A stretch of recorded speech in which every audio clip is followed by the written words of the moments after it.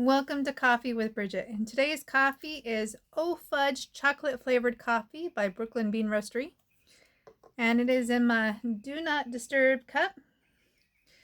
And that is appropriate for today because this weekend I've decided I'm not peopling other than the Nexus community. I'm just have my own thing that I want to do. And so I want to do something really fun because my week was rough. I struggled this past week. So I want to do something a little fun, a little uplifting, and just, something interesting for you guys. So this is my book catalog. These are the books that I have published and I will publish. So I wanted to go through them with you. It's exciting to know that I've published so many books, or I'm going to publish them because not all of them are published. But there's two main different themes. One is the spiritual books. There's the memoir, which kind of stands on its own, and then my science fiction fantasy novels. So the first book that I published was The Purpose of Life. And I'll go ahead and read the cover. This book is the culmination of my personal quest for truth, faith, and divinity. I call it the path of the seeker. I've studied the material from many different spiritual sources and follow an inclusive approach. This book represents ideas that have helped me to prosper in my day-to-day life. This information is offered with the hope to aid others in finding comfort and faith. The prophecies of the age of Aquarius indicate it will be a time when science and spirituality are combined once again. The necessary separation of the two fields in the age of Pisces is coming to an end. Once divinity is reincorporated into scientific view without dogmatic religious perception, our world will utterly change. Hopefully this book will be one small step in that direction.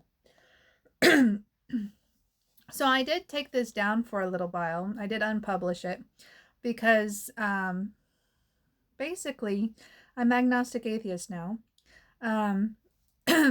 So I don't think a creator is necessary. So the creator is in this book, but yeah, I don't think it's necessary anymore. So this is a little outdated when it comes to my personal philosophy to some degree, but this is the embodiment of most of my spiritual path. And so I put it back out there because two people added it to their want to read list. So I'm like, they can read it. So it is an interesting book, but that is the first book that I published. The second book I published is Coffee Girls. And this is really just one of my coffee mugs and a rose from my yard. And I wrote this in my 20s after I worked at a coffee shop with some amazing women. And I'll go ahead and read the back of this one as well. Throughout life, things fall apart and then come together. For a brief moment of time after everything fell apart, a healing sisterhood formed at a coffee shop. Through brief character sketches and dramatization of events, this book depicts this moment and its healing effect. So it has been very highly criticized for editing errors and grammatical errors. So I'm going to re-release this. I got to go through and edit it. I'm just probably going to run it through AI, to be honest. I did get accused of using AI to write it, which is funny because I wrote this in my 20s before AI was a thing.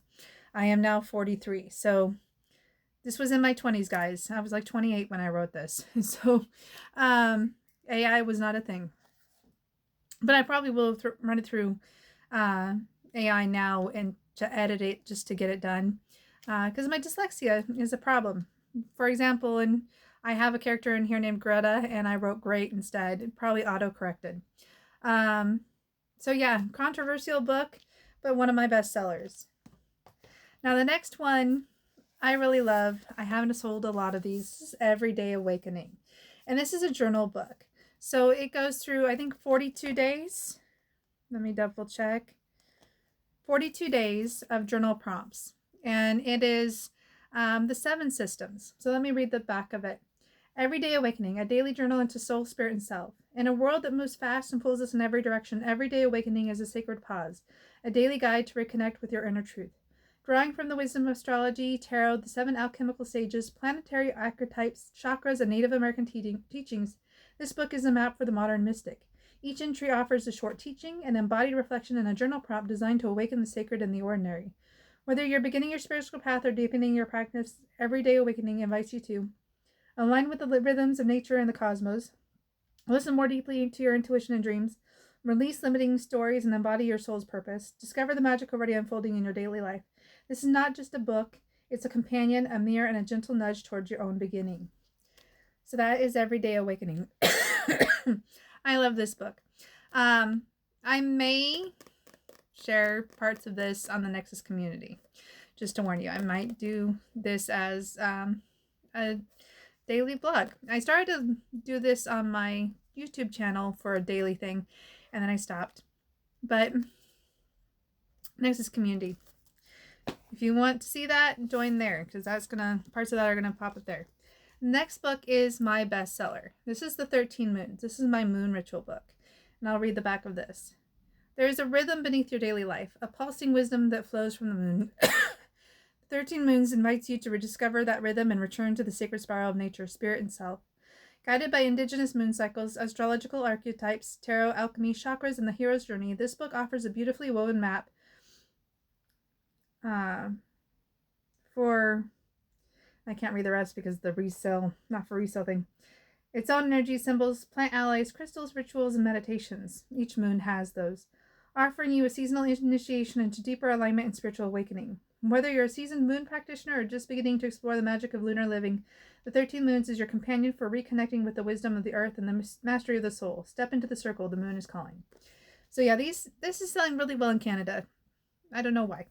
I'm guessing it's word of mouth, but yeah, that is my bestseller. Now, this is the most recent book that I published.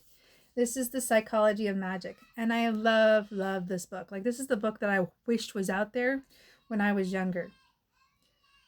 Kids are yelling. The Psychology of Magic explores the meeting place between ritual and the human mind, where crystal symbols, intention, and story become tools for healing, grounding, and transformation. Blending spiritual practice with psychological insight, Bridget Corns invites readers to look beyond superstition and into the real mechanisms behind magical thinking. Meaning-making, emotional regulation, trauma processing, and the power of narrative. Through accessible explanations and personal reflection, this book reframes magic not as fantasy, but as a deeply human way of coping, growing, and learning agency. Whether you work with crystals, tarot, prayer, meditation, or simple daily rituals, Psychology of Magic offers a compassionate framework for understanding why these practices feel powerful and how to use them intentionally, safely, and with self-awareness. This is not a spell book. This is an invitation to understand yourself. So, again, parts of this will probably be published to the Nexus community. But if you want the whole book, which I recommend the whole book, definitely Amazon. Now, here is my science fiction fantasy series. The first book is Morosis. She fell asleep beneath a pine tree. She woke up in another world. 17-year-old Brittany Ravner never expected her quiet afternoon in the woods to become the beginning of a cosmic unraveling. One moment she's camping with her parents, the next she's kidnapped, interrogated, and thrust into a planet she's never heard of, where living forces whisper prophecy and tyrants rule from shifting towers. The people of Morosis claim Brittany is the lost one, an ancient soul prophesies to return. But Brittany has her own questions. Who is she really? Why does the world feel so strangely familiar? And what is the dark connection she shares with the ruthless ruler hunting her across the realm? Drawn into a world of soul-bound warriors, mysterious priestesses, and forgotten gods, Brittany must face truths buried deep in time and decide whether she's ready to awaken the power she never knew she had. So that is Morosis. Now these are the books that I haven't published yet. So I'm not going to read the backs of these. But the next one I'm going to publish is The Lady of the White Shield. This book is a prequel to Morosis. This follows a character named Nezra, who's a warrior, and the first guardian. So that is to come soon. The next book is The Bloodstone. This is book 2 of the Morosis saga. Again, I'm not going to read the back cover because it will spoil things, but The Bloodstone is coming soon as well. And finally, the last book in the Morosis saga is The Echoes of Niklos. And I love this book. I loved writing this book. Epic battles. Like, how cool is that? Like, this is a fun book. This is a really fun book. And you can see the 3 moons of Morosis, and this is the spiked tower of Kaldorian. So, a little treat there. But yeah, that is my book catalog. I hope you enjoyed going through them with me. A little sneak peek of upcoming books that I've yet to publish. Not sure when I'm going to publish them. I was waiting for Morosis to have a little bit more buzz, but I only have 1 review and about 3 ratings on it. So we'll see. Anyways, that is the end of this video. I hope you have a wonderful weekend, and bye for now.